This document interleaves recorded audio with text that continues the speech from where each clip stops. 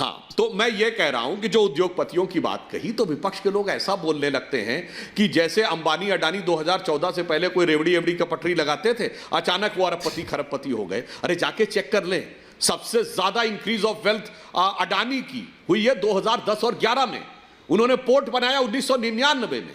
उसके बाद उनकी जो सबसे ज्यादा पोर्ट जो फायदे में चलता था 2006-7 में, यहां तक कि फूड ग्रेन्स का उनको कॉन्ट्रैक्ट मिला 2007 में। क्या बात करते हैं। दिल्ली में जो आपने शीला दीक्षित जी के जमाने में उनको बिजली का कॉन्ट्रैक्ट मिला अंबानी को।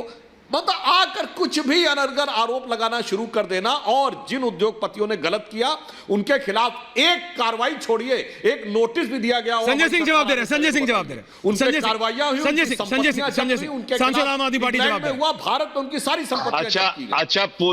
अच्छा, पूंजीपतियों के खिलाफ तो इन्होंने खूब कार्रवाई की। तो नीरव मोदी और मेहुल चौकसी 20,000 करोड़ लेके लंदन में कैसे बैठे हैं? कैसे ललित मोदी आपको अपनी फोटो डाल के चिढ़ाते हैं? कैसे विजय माल्या चश्मा पहन के 10,000 करोड़ लूट के आपको चिढ़ाते हैं?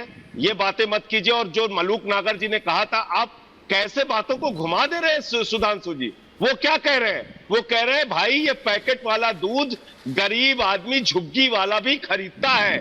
आप दिल्ली की झुग्गियों में हमारे साथ चलिए, रिक्शे वालों से मिलिए, ऑटो वालों से मिलिए। वो गरीब आदमी पैकेट का आटा भी खरीदता है, वो गरीब आदमी पैकेट का दूध भी खरीदता है। मलूक नागर जी ये बात कह रहे हैं, आप कहां से कहां मुल्तान पहुंच जाते हैं तुरंत। बातों का पूरा सुनकर सही बात आपके पास उत्तर नहीं है। मैं आपकी मजबूरी समझ सकता हूं, और अभी तक ऐश्वर्या जी ने वो वीडियो आपको सुनाया नहीं तो आपको शर्मिंदा होना पड़ता कि जीएसटी लागू होने के बाद पूरे देश में दूध पे, दही पे, छाछ पे ये प्रधानमंत्री जी ने कहा था कि टैक्स खत्म हो जाएगा। वो आज सुनना नहीं चाह रहे। और एक बात आप देख लीजिए कि इतनी पैरोकारी आप कर रहे हैं सुधांशु जी, अडानी के पक्ष में और अंबानी के पक्ष में इतनी बातें आप यहां पे बोल रहे हैं। अगर 3 लाइन भी आप देश के गरीबों के ऊपर जो टैक्स लगा है उस पर बोल देते तो शायद भारतीय जनता पार्टी की मंशा आज आपके वक्तव्य से साफ हो गई कि आप क्या करना चाहते हैं, आप इस मुल्क को किस ओर लेके जाना चाहते हैं, ये सरकार किसको राहत देना चाहती है और किसके ऊपर टैक्स का बोझ डालना चाहती है। जीएसटी काउंसिल की बात आप कर रहे हैं, राज्यों का टैक्स का शेयर नहीं देते आप।